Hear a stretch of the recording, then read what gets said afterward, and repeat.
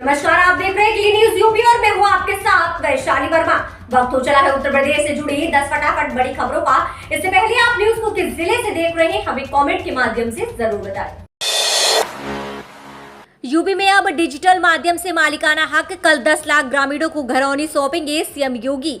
UP के ग्रामीण इलाकों में रहने वाली बड़ी आबादी को मुख्यमंत्री योगी आदित्यनाथ 23 जून को बड़ा उपहार देने जा रहे हैं। स्वामित्व योजना के तहत 10,81,062 ग्रामीणों को डिजिटल माध्यम से उनके आवास का मालिकाना हक दिलाने वाला दस्तावेज सौंपेंगे। योजना का लाभ पाने वाले ग्रामीणों को घरौनी प्रमाण पत्र मिलने से काफी राहत मिलेगी। उनके लिए बैंकों से लोन प्राप्त करना आसान हो जाएगा। साथ ही आवश्यक सेवाओं को प्राप्त करने में भी घरौनी के दस्तावेज उनके काम आ सकेंगे। राज्य सरकार स्वामित्व योजना के तहत सभी 75 जनपदों में घरौनियां तैयार करने का बड़ा काम तेजी से कर रही है। अभिलेखों को तैयार करने के लिए 1,10,313 ग्रामों को चिन्हित किया गया है। प्रधानमंत्री नरेंद्र मोदी की ओर से 24 अप्रैल 2020 को शुरू की गई स्वामित्व योजना का लाभ मुख्यमंत्री यूपी के ग्रामीणों को भी बड़े पैमाने पर दिला रहे हैं। सीएम योगी आदित्यनाथ का आदेश नहीं मान रहे अधिकारी, इस बरसात फिर डूबेगा गोरखपुर।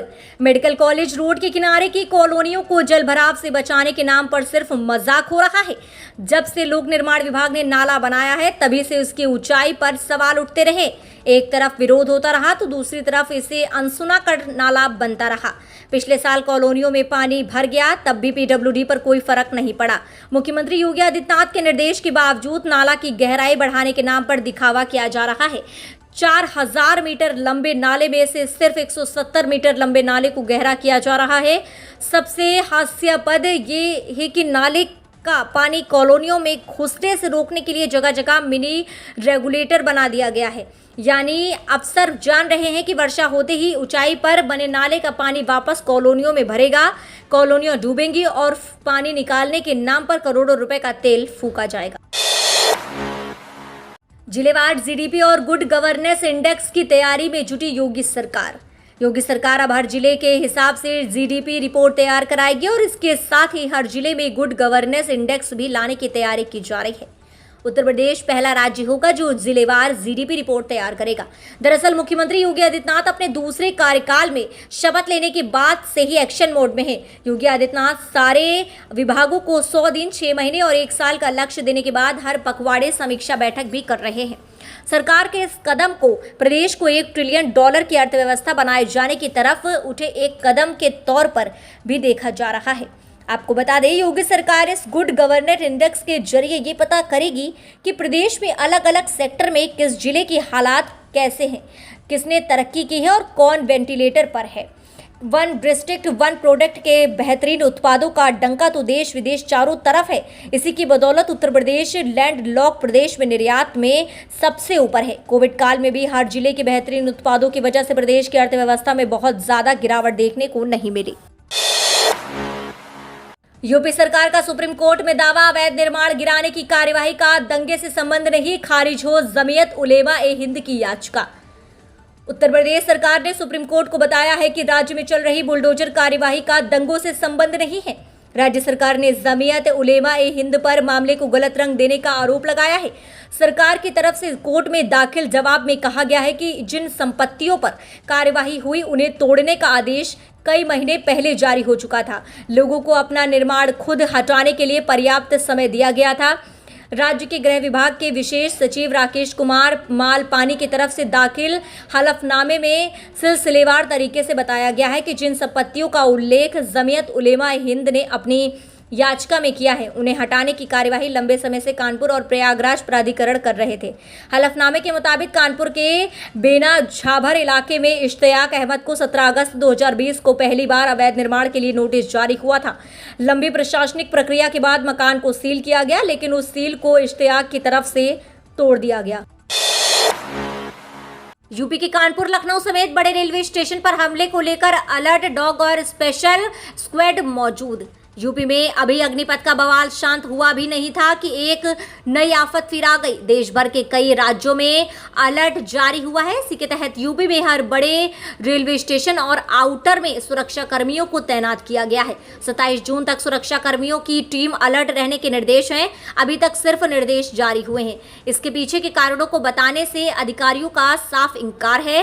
मंगलवार देर शाम देश के प्रमुख स्टेशनों पर हमले की आशंका पर अलर्ट जारी किया गया है। भारी चेकिंग के चलते यात्रियों में भी हड़कंप मच गया है। सुरक्षा कर्मियों ने अपनी टीम के साथ प्लेटफॉर्मों पर पैदल मार्च करते हुए जायजा लिया।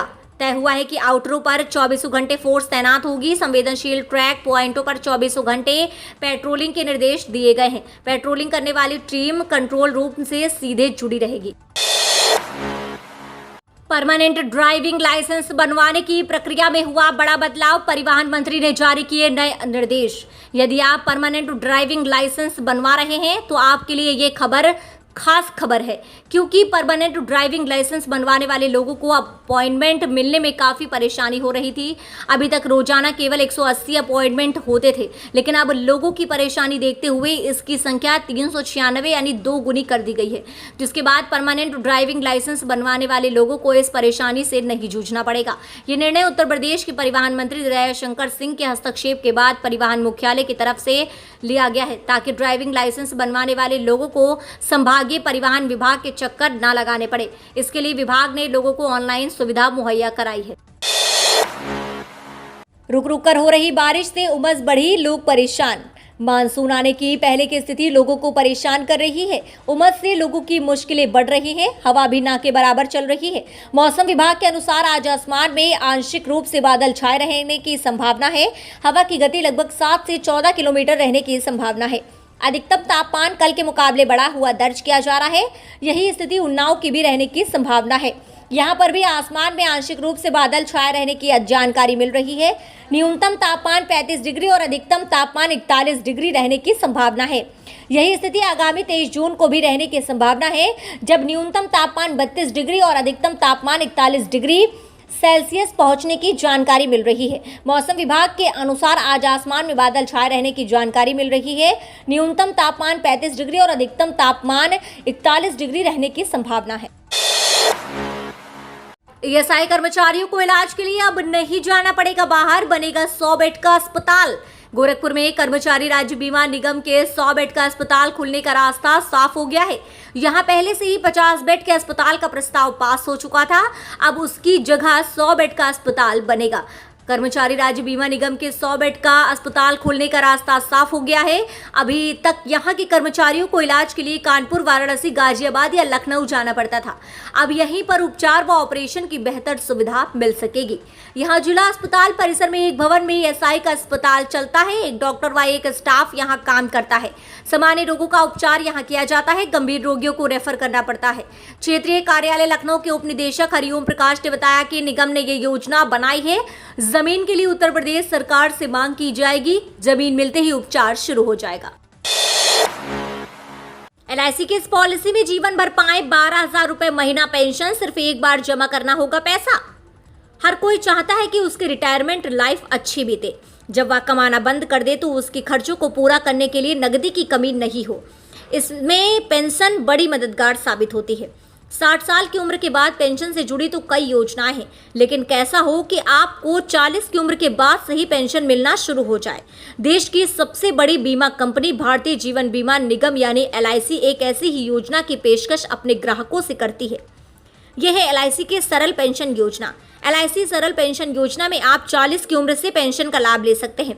एलआईसी सरल पेंशन स्कीम एक नॉन लिंक्ड एकल प्रीमियम व्यक्तिगत तत्काल वार्षिकी योजना है। इस प्लान को आप अकेले या अपने पति पत्नी के साथ भी ले सकते हैं। इसमें एक मुश्त निवेश करना होता है और फिर आपको पेंशन मिलती रहती है। इस पॉलिसी को लेते समय ही ग्राहक को एक मुश्त प्रीमियम भरना होता है और पॉलिसी लेने के बाद से ही पेंशन मिलना शुरू हो जाती है। उत्तर प्रदेश में नवीन बाल गृहों का तेजी से हो रहा निर्माण। निराश्रित किशोर, किशोरियों, महिलाओं और शिशुओं को सुविधाओं में इजाफा करते हुए जहां प्रदेश में बाल गृहों, संप्रेक्षण गृहों और महिला शरणालयों शिक्षा और प्रशिक्षण देने का काम किया जा रहा है। वहीं प्रदेश में नई महिला शरणालय और बाल गृहों की स्थापना का काम भी तेजी से किया जा रहा है। महिलाओं और बच्चों के प्रति संवेदनशील योगी सरकार योजनाओं के जरिए निराश्रित किशोर किशोरियों के जीवन को संवार रही है। योगी सरकार 2 सालों के भीतर प्रदेश के 3 जिलों में नए महिला शरणालयों की स्थापना करने जा रही है। प्रदेश में आश्रयहीन महिलाओं और किशोर किशोरियों को आश्रय देने के लिए योगी सरकार तेजी से काम कर रही है। योगी सरकार के 2 सालों में एक विशेष कार्य योजना के तहत कार्य करेगी। तो ये रही दिन भर की 10 फटाफट बड़ी खबरें। न्यूज अगर आपको पसंद आए हो तो वीडियो को लाइक शेयर करना और हमारे चैनल क्लीन न्यूज यूपी को सब्सक्राइब करके बेल आइकन को प्रेस करना बिल्कुल ना भूलें।